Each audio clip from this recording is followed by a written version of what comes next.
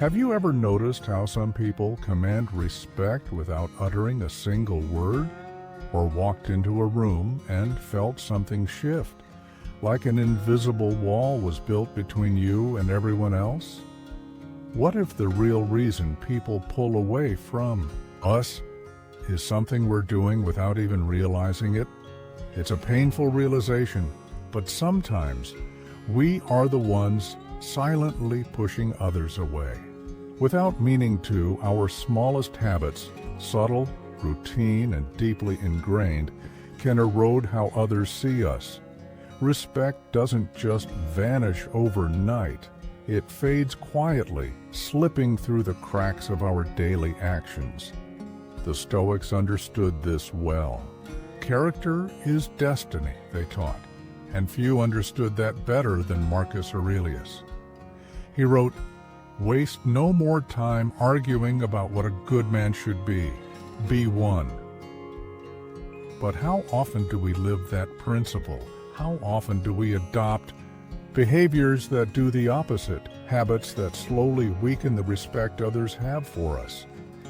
Today, we're uncovering 6 subtle yet damaging behaviors that may be silently sabotaging your reputation.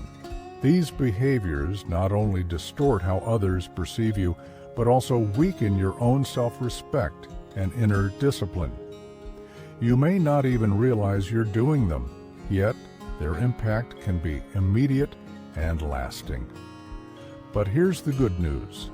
Awareness is the first step to transformation. Once you recognize these silent habits, you can begin replacing them with powerful Stoic principles.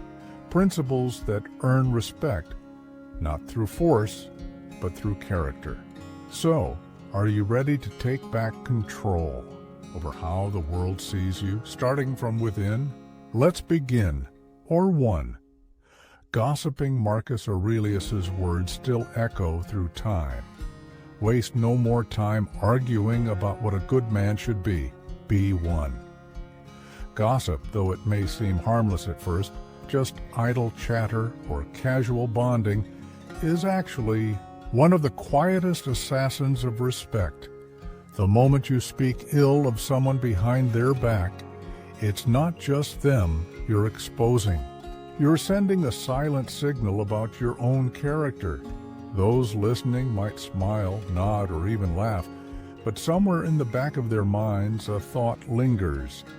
If they talk this way about others, what do they say about me? Gossip is seductive. It feels like connection.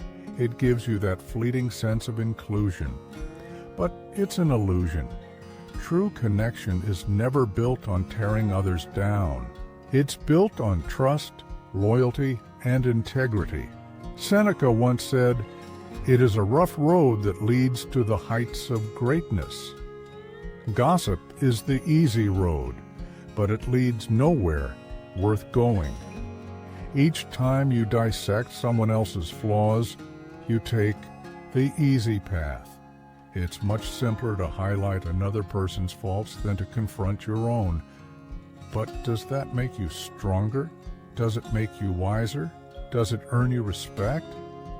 Not at all. It reveals insecurity, not strength. And the effects of gossip don't stop with just one comment. Over time, it chips away at your own credibility. People stop trusting you. They hesitate to confide in you. Friendships become surface level. Colleagues keep their distance. And eventually, you find yourself wondering why the room feels colder than before. So what's the next silent habit that might be undermining your presence without you even realizing it? We'll explore that in the next part. Stay with me. And that's the hidden cost of gossip. It doesn't just harm others, it holds you back from deeper connections. People don't open up to you, not because they dislike you, but because they're afraid. Afraid that their personal stories, their struggles, or even just a passing comment could become your next anecdote. in today's hyper-connected world, that fear isn't irrational. One careless remark can be recorded, shared, misquoted, and suddenly it spreads like wildfire. A moment of gossip that once faded quietly now echoes across group chats, social media, and even professional circles. The consequences? Far heavier than ever before. Think about it. A single slip of the tongue could fracture friendships or jeopardize your credibility. All for what? A few seconds of attention, a short-lived sense of belonging? Ask yourself honestly, is it worth it? Would you trade your integrity, your reputation, and the quiet strength of character just for a fleeting moment of relevance? The Stoics wouldn't hesitate with their answer. Epictetus once said, "We have 2 ears and 1 mouth, so that we can listen twice as much as we speak." In restraint there is real strength. It takes far more courage to remain silent than to join in harmful chatter. So the next time someone brings gossip to your table, pause, resist, redirect the conversation. You can say, "I'd rather not talk about them when they're not here to speak for themselves," or gently shift the focus to something more valuable, something meaningful. People notice these moments. Even if they don't say anything out loud, they take mental note. They begin to trust you, respect you. They'll turn to you, not for gossip, but for guidance, clarity, and grounded wisdom. And that kind of reputation? It's built slowly, not by words, but by consistent action. So ask yourself, who do you want to be? The person others trust for their unwavering integrity, or the one they avoid, unsure what you might say the moment they leave the room? The choice is always yours. And it defines far more than just your relationships. It shapes your character. 2. Being passive-aggressive. Now, let's look at another silent destroyer of respect. Passive aggression. It's one of the most common and yet most overlooked habits that damage relationships. You might think you're avoiding confrontation, but in reality, you're building walls.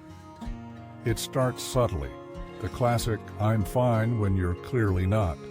The sarcastic jab instead of an honest answer. The cold silence that replaces genuine conversation. At first glance, it may seem harmless, maybe even justified. You're hurt, but instead of expressing it, you withdraw. You make your point with tone, not truth. But what does it actually accomplish? Passive-aggressive behavior doesn't create understanding. It creates distance, emotional confusion, frustration. People around you feel something's wrong, but they're left guessing. And that guessing breeds anxiety, not connection. Instead of resolving issues, you let them stew. Instead of bridging the gap, you widen it. Epictetus said, "It is not what happens to you, but how you react to it that matters." And he was right.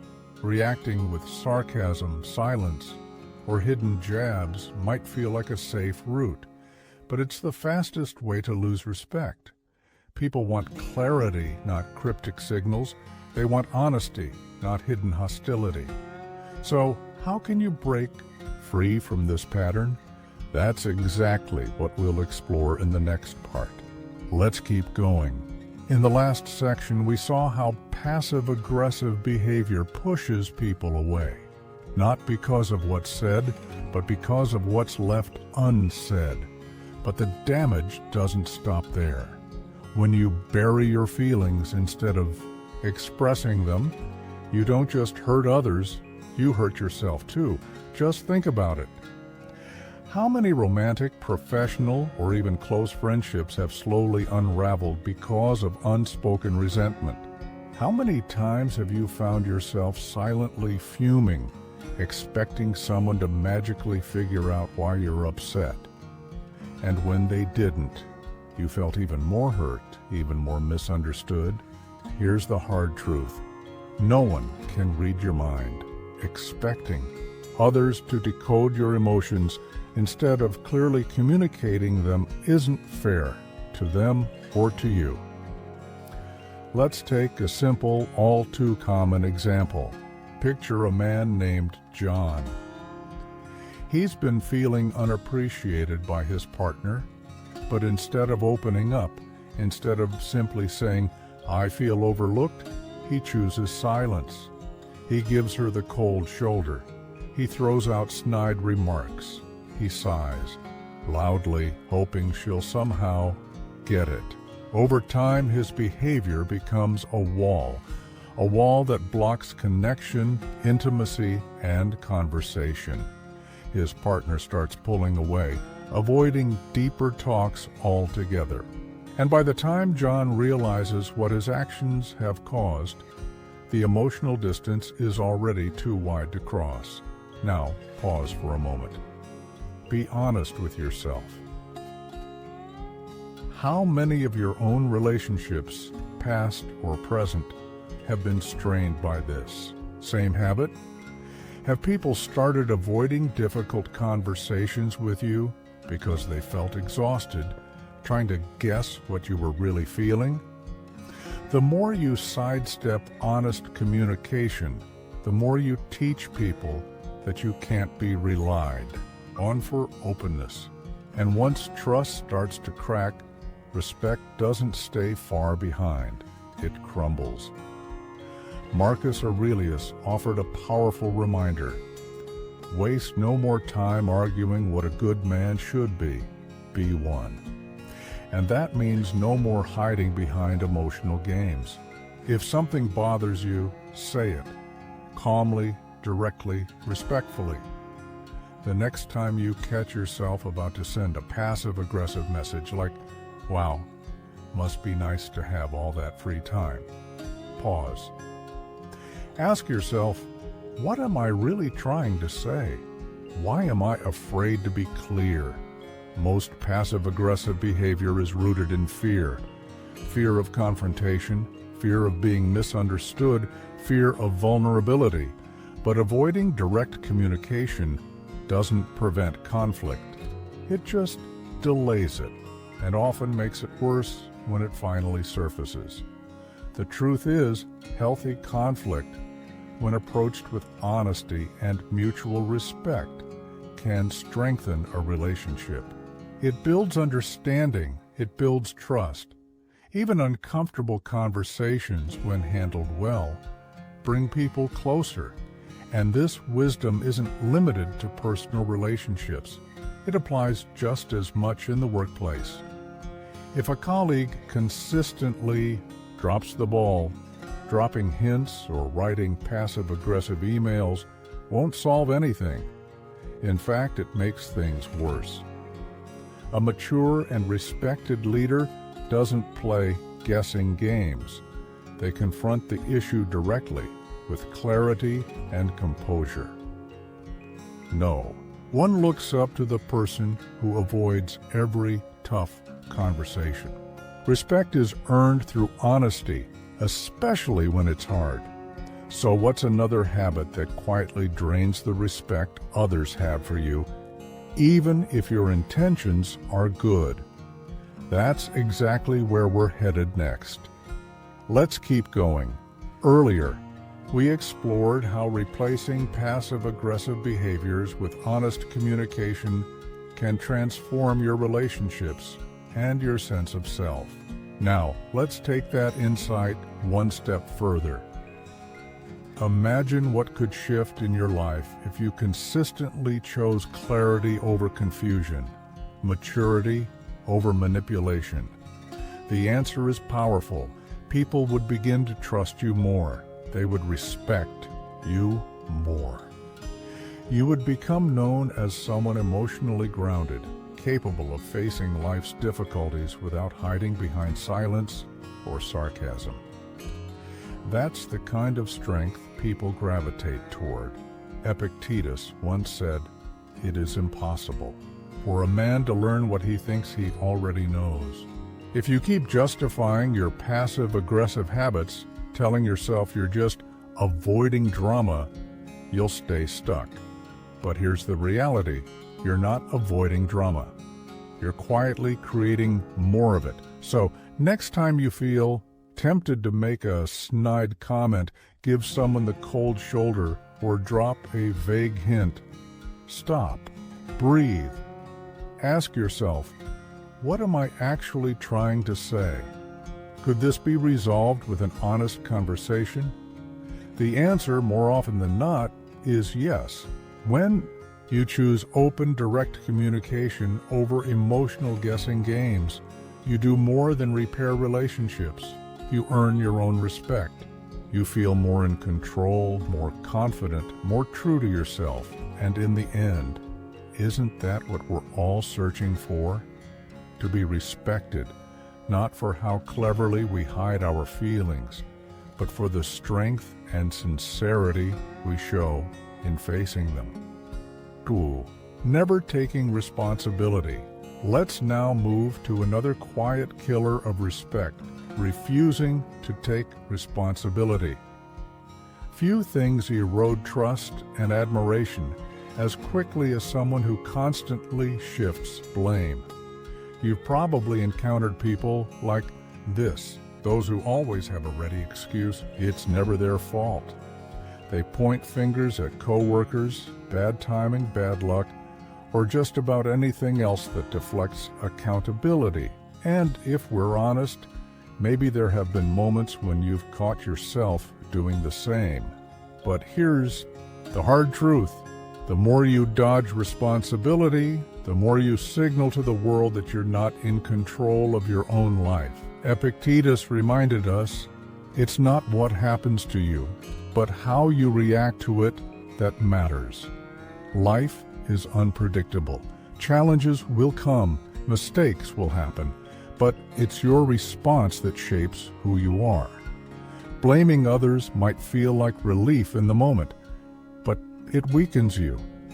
It teaches your mind to look outward for solutions when the real growth begins inside. Take a moment to reflect on this. Every time you make an excuse, you trade power for pity. Now contrast that with someone like Michael Jordan, arguably one of the greatest athletes in history. He once said, "I've missed more than 9,000 shots in my career. I've lost almost 300 games. 26 times I was trusted to take the game-winning shot and missed. I've failed over and over and over again, and that is why I succeed." Jordan didn't blame his teammates. He didn't accuse the referees or complain about the pressure. He owned every failure. And he used those moments not to sulk, but to sharpen. That mindset didn't just make him a champion, it made him a leader. So how can we cultivate that same inner strength and respect in our own lives? We'll dive into that in the next part. Let's keep going. In the last section, we reflected on how taking full responsibility transforms not only how others perceive you, but also how you perceive yourself. And now comes the critical question. What could your life look like if you stopped making excuses and started owning every choice, every action, every setback? That mindset, ownership over excuses, is what separates those who are respected from those who are dismissed. Ask yourself honestly, what kind of growth could I unlock if I simply stopped blaming others and took full control of my actions? Taking responsibility doesn't mean beating yourself up. It doesn't mean wallowing in guilt. It means recognizing that you have power, the power to adjust, to improve, and to move forward with clarity. And when you own your mistakes, something powerful happens. People begin to trust you more. You become the person they can count on. the one who doesn't run from discomfort but faces it with maturity and grit. But the opposite is equally true. If you dodge responsibility, if you're always pointing fingers or making excuses, people slowly start to pull away. They begin to see you as unreliable, someone who always finds a reason why not, instead of stepping up with a solution. In a world where accountability is rare, those who do take ownership naturally rise above the rest. They earn more trust, build stronger relationships, and attract greater opportunities. Seneca once said, "It is not because things are difficult that we do not dare. It is because we do not dare that things are difficult." In other words, avoiding responsibility doesn't shield you from hardship. It actually creates more of it. So the next time you catch yourself leaning toward an excuse, stop, breathe. Ask, what can I learn from this? How can I turn this setback into a stepping stone for growth?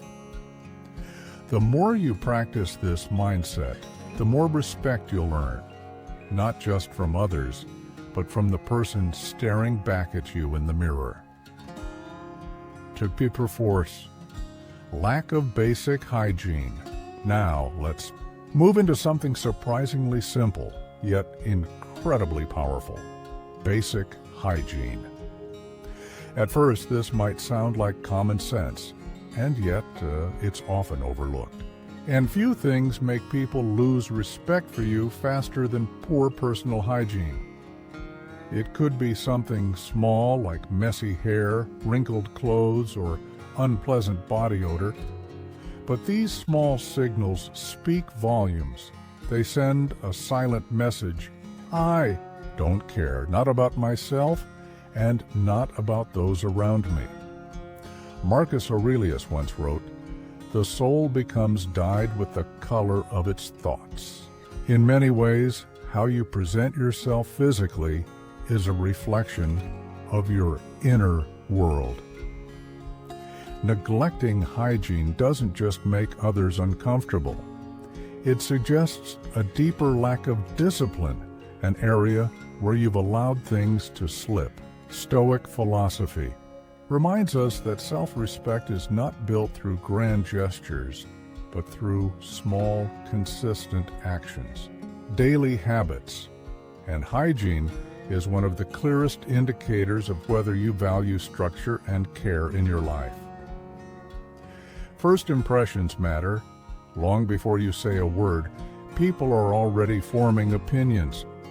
And if you walk into a room looking disheveled or smelling unpleasant, it doesn't matter how intelligent, talented, or well-spoken you are, your presence becomes a distraction.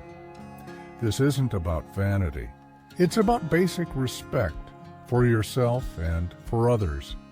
People are wired to notice. They are wired to respect those who carry themselves with presence. But what does presence really look like? And how can you cultivate it through simple, intentional choices? That's exactly what we'll explore in the next part. Let's continue. In the previous section, we talked about how personal hygiene is more than just appearance. It's a reflection of inner discipline. Now let's take that idea one step deeper. Yes, hygiene affects how others see you, but more importantly, it shapes how you see yourself. When you neglect it, even unconsciously, you reinforce certain messages in your mind. That you're too tired to care, not worth the effort, or that things are out of control. And over time, those silent messages become beliefs. On the other hand, maintaining your hygiene, however simple it may seem, is a quiet declaration of power. It's an act of control, a way of saying, I still choose how I show up, no matter what life throws at me. Marcus Aurelius captured this power beautifully. You have power over your mind, not outside events. Realize this, and you will find strength.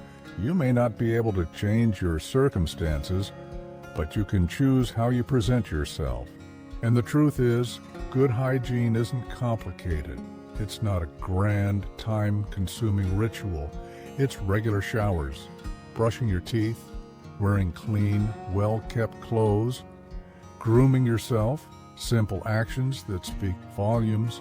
These habits may seem small, but their impact is massive. They affect your confidence, your energy, your posture, and yes, how others respond to you. When you look and feel put together, people naturally treat you with more respect. You don't have to say a word, your presence does the talking, but the opposite is also true. People may never directly mention that your hygiene is an issue, but they will respond. You'll notice them keeping a little more distance, cutting conversations short, or hesitating to invite you into social settings.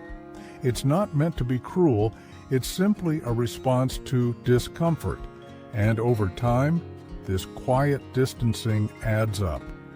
Missed chances, weakened connections, lost respect. Seneca once said, "A gem cannot be polished without friction, nor a man perfected without trials." Self-improvement isn't just about grand philosophical insights or enduring hardship. Sometimes it's about showing up, clean, prepared, and disciplined, day after day. So remember, the little things you do each morning, those basic acts of hygiene, are telling the world something important, that you respect yourself, that you're someone worth respecting.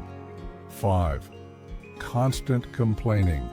Now, let's explore another habit that silently drains respect, no matter how well-intentioned it seems. Constant complaining. At first, venting may feel like a harmless release. After all, we all need to blow off steam now and then, right? But when complaining becomes a daily habit, your default way of speaking, it sends a very different message. I focus on problems, not solutions. People may nod politely at first. They may even agree with your frustration. But over time, they start to pull away, because negativity, like secondhand smoke, spreads without permission. Think about that one coworker who's always complaining. The boss is unfair. The coffee is bad. The deadlines are impossible. The weather's too hot. At first you might feel sympathetic, but eventually you start avoiding them. Their constant stream of negativity becomes exhausting. Why? Because it's contagious. When all you hear is what's wrong, you start seeing the world the same way. But what's the antidote to this draining cycle of complaints? That's what we'll uncover in the next part. Let's keep moving forward. In the last part, we explored how constant complaining not only drains the respect others have for you, but also corrodes your own mindset from within. Now, let's take a closer look at just how deep that impact can run. When you constantly see the world through a pessimistic lens, you don't just push others away, you begin to poison your own thoughts. Complaining becomes a habit of helplessness. And while it might feel like you're simply letting off steam over time, it's silently reinforcing one dangerous belief: I am powerless. But the Stoics taught the exact opposite. Epictetus reminded us, it's not what happens to you, but how you react to it that matters. Life will never stop throwing obstacles your way. But it's not the events themselves that define you, it's your reaction. Do you respond with complaints, or with courage, clarity, and a desire to improve? Constant complaining is not a show of strength.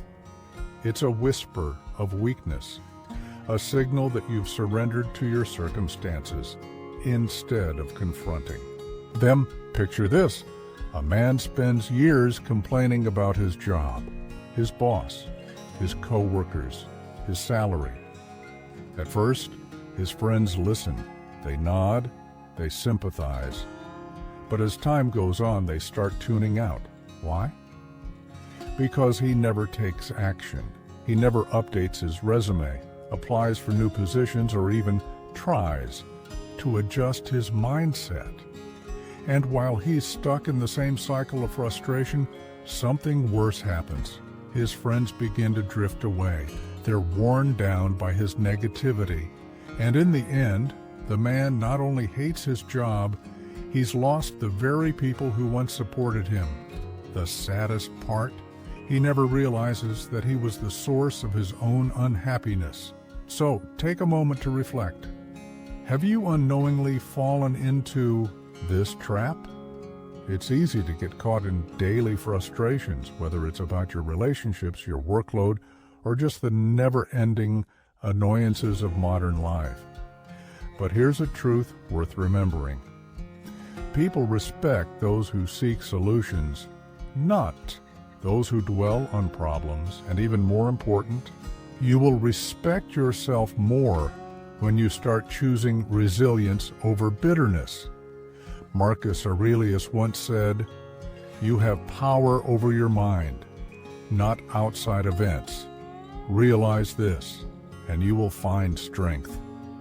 The next time you hear yourself complaining, pause, ask, "Can I change this?" If the answer is yes, take action.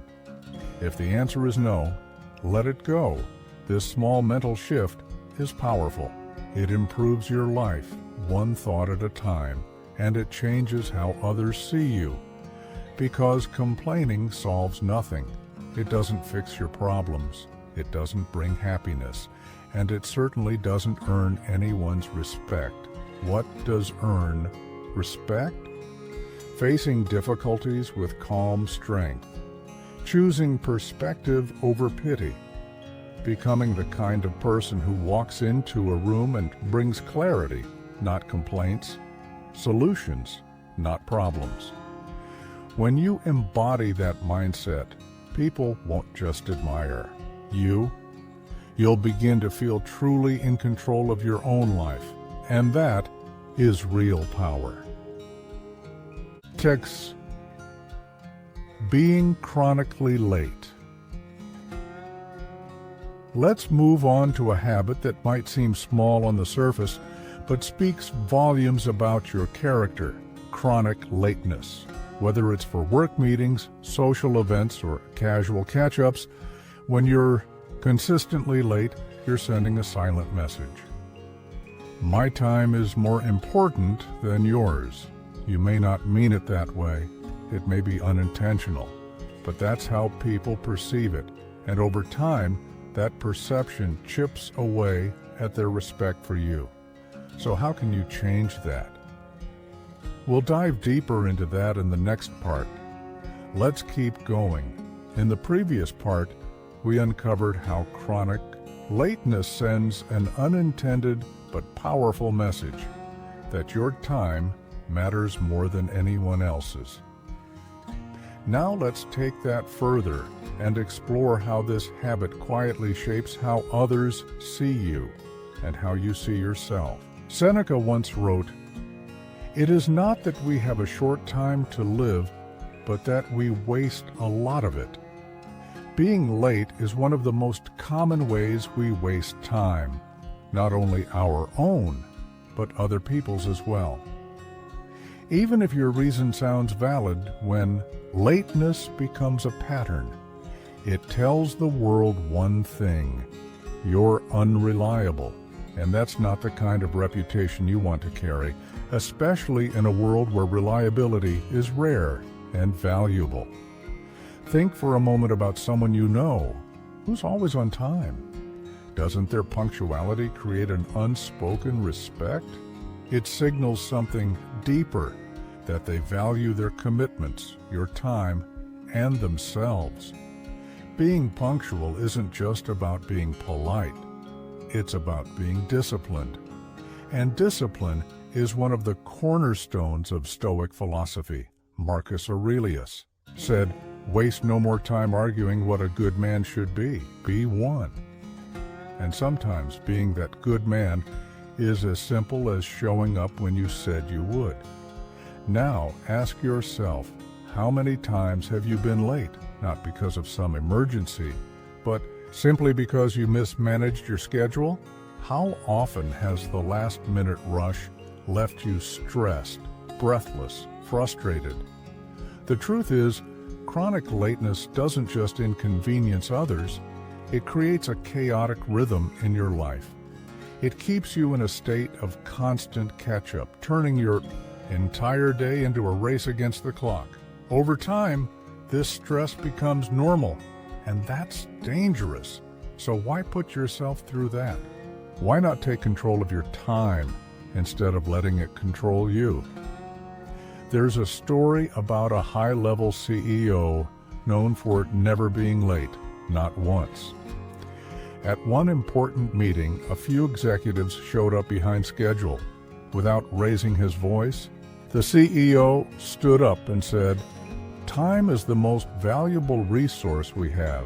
If you can't respect that, you can't be part of this team." Then he walked out.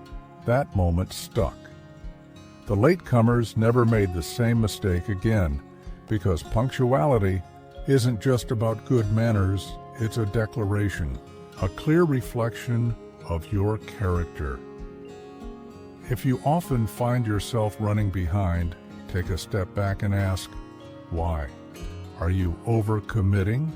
Underestimating how long things take? Failing to plan ahead? Once you identify the cause, you can correct it. Being on time isn't just about setting your alarm earlier, it's about shifting your mindset. You may have heard the saying, "Early is on time is late is unacceptable." This mindset, once internalized, can completely change how you relate to time. When you view punctuality not as a burden, but as a sign of respect for yourself and others, you begin to stand out.